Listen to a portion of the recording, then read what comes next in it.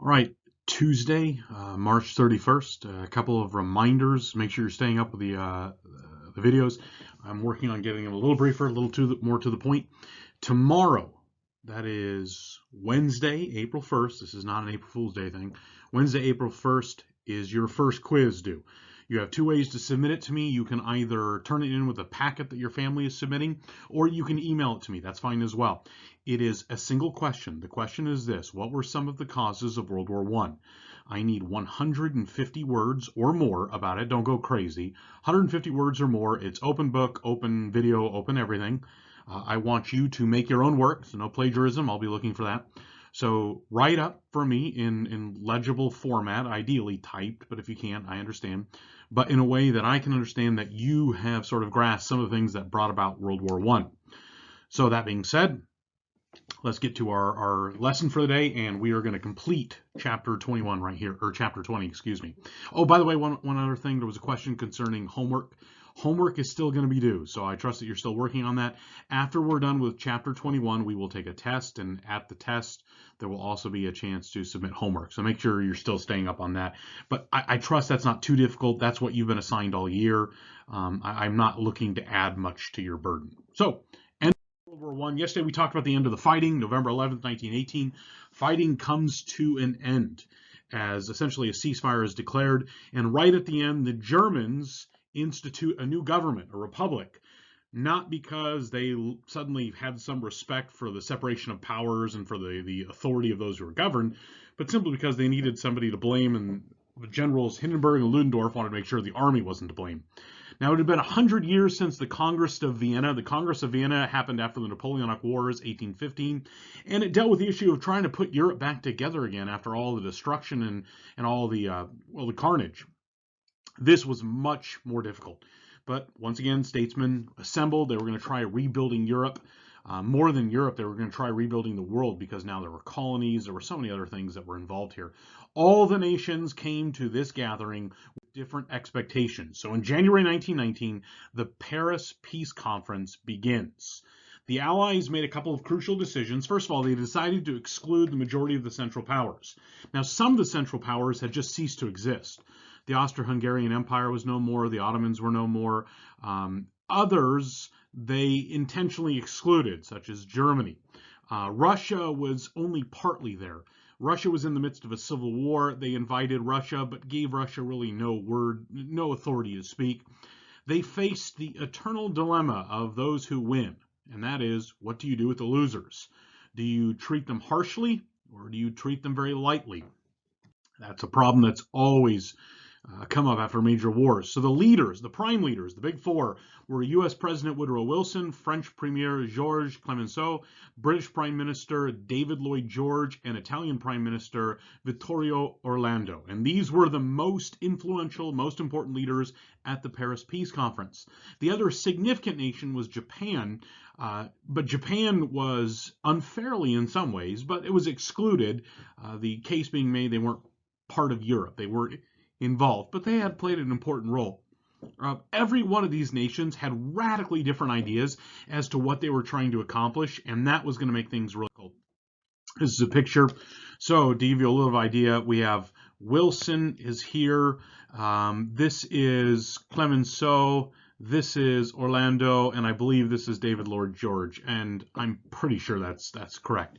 But these are the big four. They're the ones who have gathered at the Paris Peace Conference. Britain, what did Britain want? Britain wanted to restore a balanced Europe, and it was willing to have France in the lead. But in order to do this, it means that Germany couldn't be utterly destroyed, because it wanted a powerful France, but not an overwhelming France. Britain could still remember Napoleon.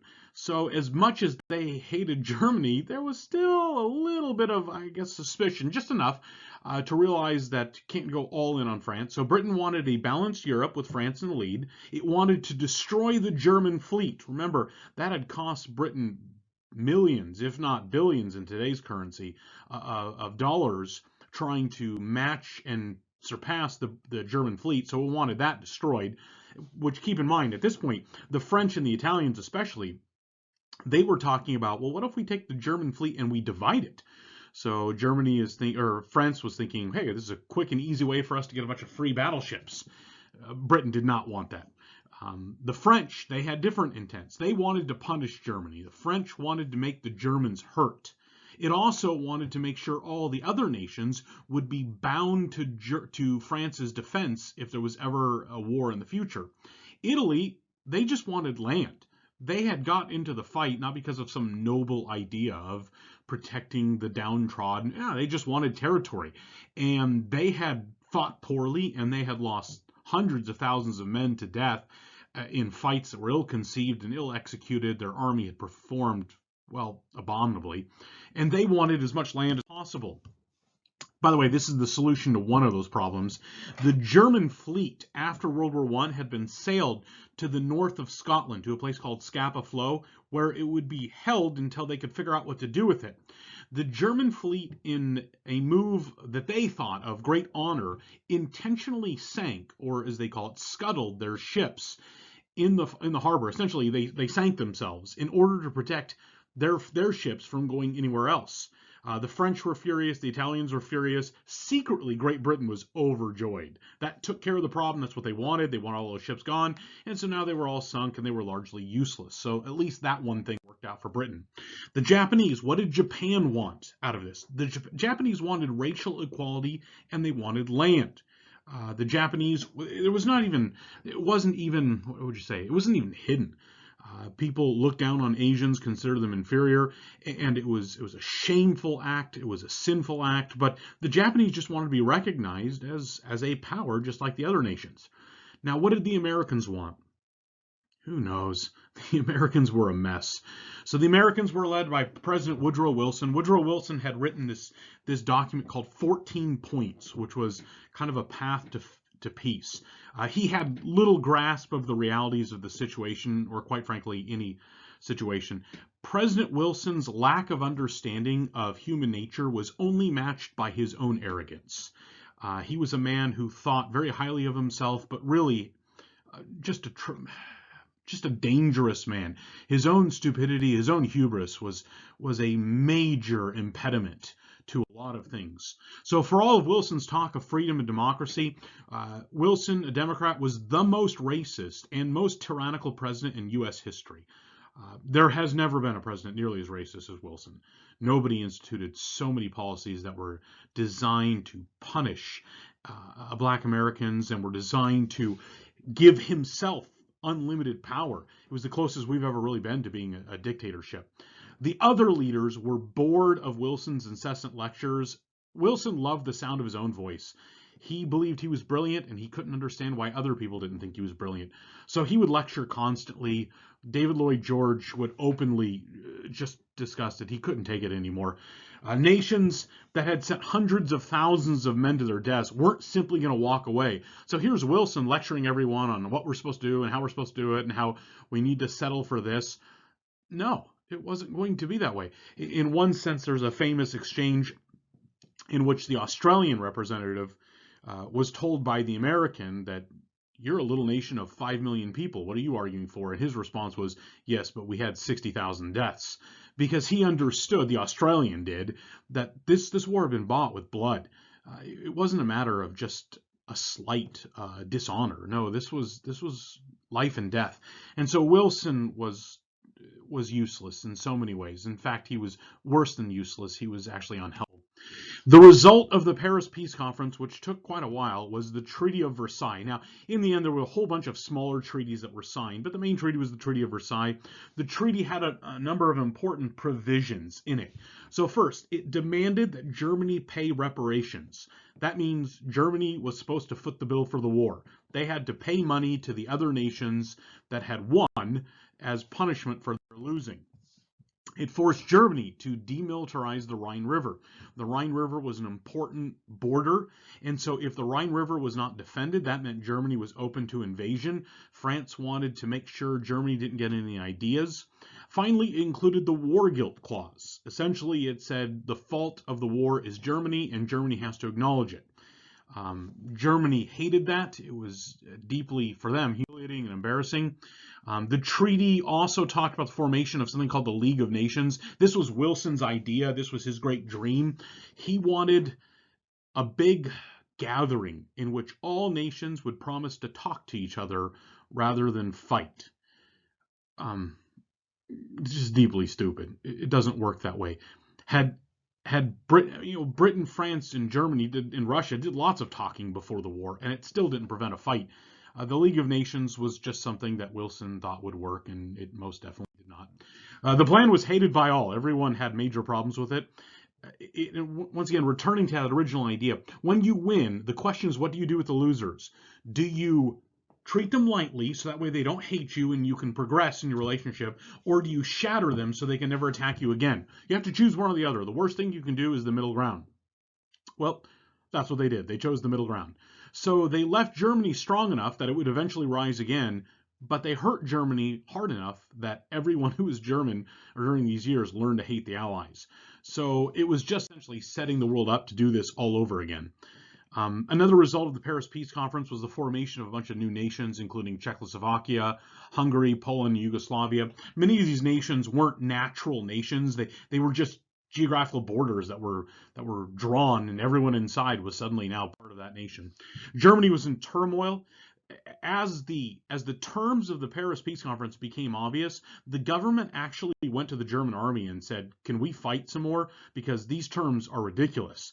The army couldn't, and so therefore the Weimar Republic, which is this new German government, was forced to accept these awful terms, which meant that they would receive the blame. In France, the belief was the fight would restart again in 20 years, and that was true because World War II is going to be about 20 years away. This gives you an idea of what life was like. Here's a German soldier. By the way, this isn't just a German soldier. This German soldier right here is wearing a medal called the Iron Cross. This man is a decorated soldier, a brave man, but he lost a leg in battle, and now he's reduced to begging in Germany after the war. It was just hard times for everyone. England was now done with the war. It tried not to think about it. It tried to go back to its old pattern of doing business. But England was in great debt, and it was trying to rebuild its empire and its place in the world. Italy was furious. It didn't get nearly as much land as it thought it deserved. Japan was angry because it had been treated so poorly, and the racism that it looked to end was obviously alive and well. America had the strangest reaction. Wilson, though he acted like a king, was not a king. And one of the specific provisions in the Constitution was that only Congress can ratify treaties. So he went home, he submitted his treaty to Congress, and he was voted down. His proposals were turned down by the Senate, which exercised its rightful and wise authority. Wilson was so angry, he decided he was going to tour America, and he was going to give lectures, and he was going to rally the people and crush all those who stood against him and make America accept this treaty. Then he suffered a massive stroke. And so for the final year, he was essentially incapacitated while his wife ran the nation. This was a famous photograph. It's entirely staged. Wilson is holding a pen. It looks like he's signing a document.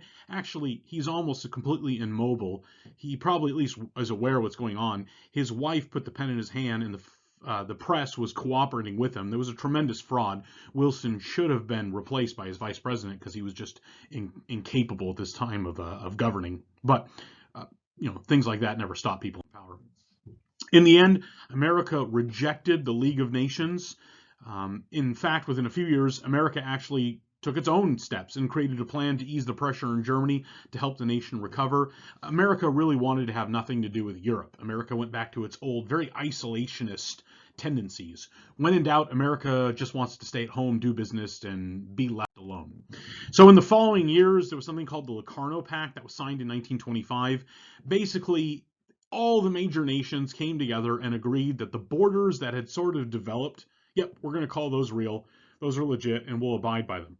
On the surface, people believed that they had achieved peace. In 1921, the other issue, which was naval power, that was solved by the Washington Naval Conference. Basically, all the big nations gathered together, and they all chose how big their nation's navies would be. Because remember, before the war, it had been so expensive to build all these navies. So Britain was given a number, France was given a number, Italy was given a number, Japan was given a number, the United States was given a number. Basically, it was for every 7 British battleships, there could be 5 French battleships, there could be 4 Russian It was something along those lines. The numbers were a little bit different, but basically the idea was to prevent a naval arms race. It failed because in the end, nobody obeyed it. except for the Americans who showed up to World War II like usual, woefully unprepared. But we'll see. They solved that problem just like they always did by just turning the economy on to turbocharge. In 1928, the crowning stupidity was called the Kellogg-Briand Pact. All the nations who signed it promised that they would never fight wars again. So I do solemnly swear I will never fight a war. Within 3 years of signing that pact, several of the nations who had signed it engaged in war because that's the way life is. So this is the result of World War I. World War I was fought. It cost millions of men their lives. And I hope you picked up from today's brief lesson is that, quite honestly, almost nothing was fixed. All the problems are still in progress and will be dealt with later. And so as we're going to go into the interwar period and then World War II, we see that a lot of the problems that were in place in 1910, World War I didn't fix them. It actually made them worse. So good luck. Hope you're getting everything done. See you tomorrow.